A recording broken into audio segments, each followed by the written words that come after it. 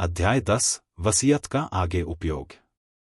यदि आप लगातार अपना ध्यान विपरीत चित्रों की ओर लगाते रहेंगे, चाहे वे बाहरी हों या काल्पनिक, तो आप धन के बारे में सही और स्पष्ट दृष्टि नहीं रख सकते।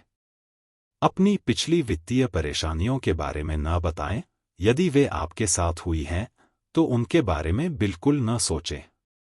अपने माता पिता की गरीबी या अपने शुरुआती जीवन की कठिनाइयों के बारे में न बताएं।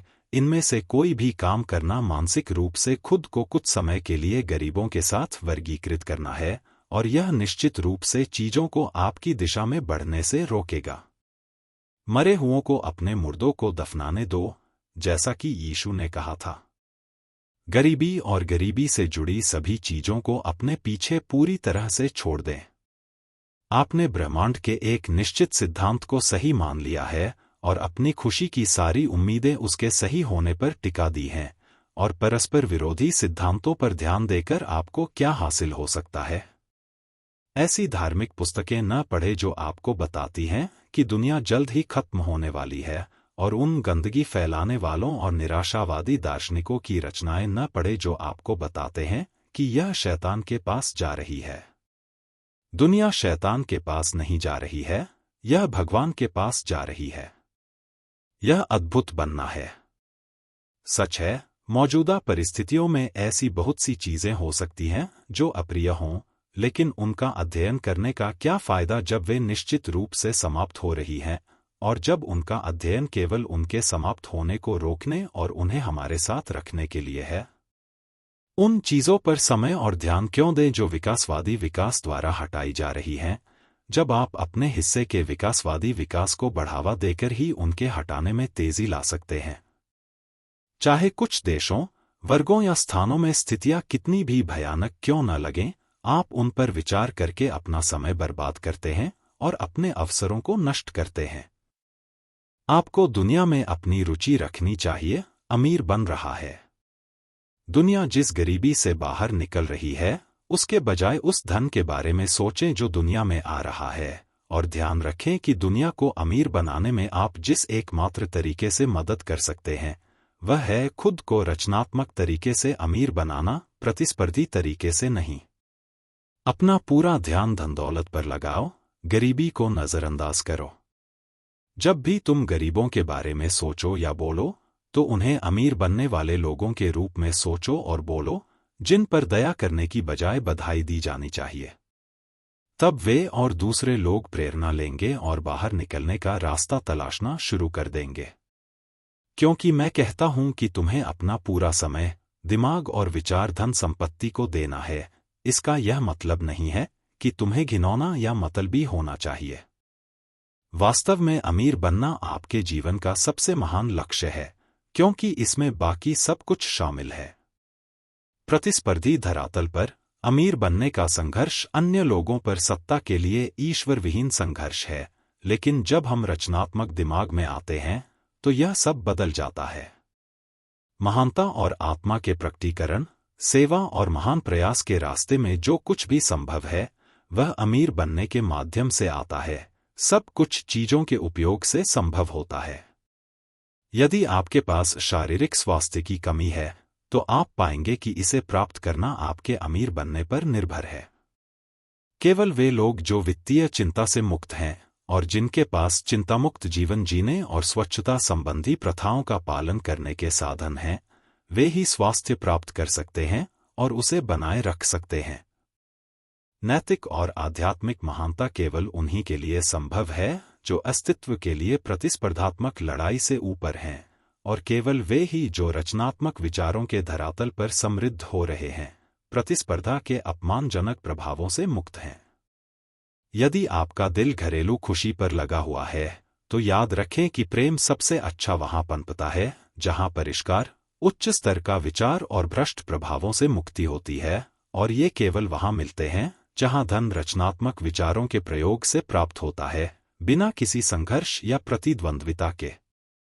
मैं फिर कहता हूं कि आप अमीर बनने से बढ़कर कोई महान या महान लक्ष्य नहीं रख सकते, और आपको धन के अपने मानसिक चित्र पर अपना ध्यान केंद्रित करना चाहिए, तथा उन सभी चीजों को छोड़ देना चाहिए जो दृष्टि को मंद या अस्पष्ट कर सकती हैं। आपको सभी चीजों में अंतर्निहित सत्य को देखना सीखना चाहिए। आपको सभी गलत परिस्थितियों के नीचे उस महान जीवन को देखना चाहिए जो हमेशा पूर्ण अभिव्यक्ति और अधिक पूर्ण खुशी की ओर आगे बढ़ता रहता है। यह सत्य है कि गरीबी जैसी कोई चीज नहीं है, केवल धन है। कुछ लोग गरीबी में इसलिए रहते हैं क्योंकि वे इस तथ्य से अनभिज्ञ होते हैं कि उनके लिए धन है, और यह सबसे अच्छी तरह से उन्हें अपने व्यक्तित्व और व्यवहार में समृद्धि का मार्ग दिखाकर सिखाया जा सकता है। अन्य लोग गरीब हैं क्योंकि उन्हें लगता है कि कोई रास्ता है, लेकिन वे बौद्धिक रूप से इतने आलसी हैं कि उस रास्ते को खोजने और उस तक पहुंचने के लिए आवश्यक मानसिक प्रयास नहीं कर पाते। और ऐसे लोगों के लिए सबसे अच्छी बात जो आप कर सकते हैं वह है उनकी इच्छा को जगाना और उन्हें वह खुशी दिखाना जो सही मायने में अमीर होने से मिलती है। अन्य लोग अभी भी गरीब हैं क्योंकि, जबकि उनके पास विज्ञान की कुछ समझ है, वे आध्यात्मिक और रहस्यमय सिद्धांतों की भूल भुलैया में इतने डूब गए हैं और खो गए हैं कि उन्हें नहीं पता कि कौन सा रास्ता अपनाना है। वे कई प्रणालियों का मिश्रण आजमाते हैं और सभी में विफल होते हैं। इनके लिए फिर से सबसे अच्छी बात यह है कि अपने व्यक्तित्व और व्यवहार में सही रास्ता दिखाएं। 1 औंस काम करना 1 पाउंड सिद्धांत बनाने के बराबर है। सबसे अच्छी बात जो आप पूरी दुनिया के लिए कर सकते हैं वह है स्वयं का सर्वोत्तम उपयोग करना। आप भगवान और मनुष्य की सेवा अमीर बनने से अधिक प्रभावी तरीके से नहीं कर सकते हैं, यानी अगर आप रचनात्मक तरीके से अमीर बनते हैं, न कि प्रतिस्पर्धी तरीके से। दूसरी बात, हम दावा करते हैं कि यह पुस्तक अमीर बनने के विज्ञान के सिद्धांतों को विस्तार से बताती है, और अगर यह सच है तो आपको इस विषय पर कोई अन्य पुस्तक पढ़ने की आवश्यकता नहीं है। यह संकीर्ण और अहंकारी लग सकता है, लेकिन विचार करें, गणित में गणना करने का जोड़, घटाव, गुणा और भाग से अधिक वैज्ञानिक तरीका कोई नहीं है। कोई अन्य तरीका संभव नहीं है। 2 बिंदुओं के बीच केवल एक सबसे छोटी दूरी हो सकती है। वैज्ञानिक रूप से सोचने का केवल एक ही तरीका है, और वह है उस तरीके से सोचना जो लक्ष्य तक सबसे सीधे और सरल मार्ग से ले जाता है। किसी भी व्यक्ति ने अभी तक यहां बताई गई प्रणाली से अधिक संक्षिप्त या कम जटिल प्रणाली तैयार नहीं की है। इसमें सभी अनावश्यक चीजें हटा दी गई हैं। जब आप इस पर शुरू करते हैं तो बाकी सभी को एक तरफ रख दें, इन्हें अपने दिमाग से पूरी तरह निकाल दें। इस पुस्तक को हर दिन पढ़ें, इसे अपने पास रखें, इसे याद रखें और अन्य प्रणालियों और सिद्धांतों के बारे में ना सोचें। यदि आप ऐसा करेंगे तो आपको संदेह होने लगेगा और आपके विचार अनिश्चित और अस्थिर हो जाएंगे, और फिर आप असफल होने लगेंगे। जब आप अच्छा कर लें और अमीर बन जाएं, तो आप अन्य प्रणालियों का जितना चाहें उतना अध्ययन कर सकते हैं, लेकिन जब तक आप पूरी तरह से आश्वस्त न हो जाएं कि आपने जो चाहा वह हासिल कर लिया है, तब तक इस पुस्तक के अलावा इस विषय पर कुछ भी न पढ़े, जब तक कि वे प्रस्तावना में उल्लिखित लेखक न हों।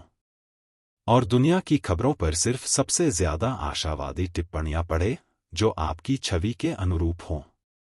साथ ही रहस्यवाद में अपनी जांच को स्थगित रखें। थियोसॉफी, अध्यात्मवाद या इसी तरह के अध्ययनों में न उलझें। यह बहुत संभव है कि मृतक अभी भी जीवित हों और पास हों, लेकिन अगर वे हैं तो उन्हें अकेला छोड़ दें, अपना काम करें।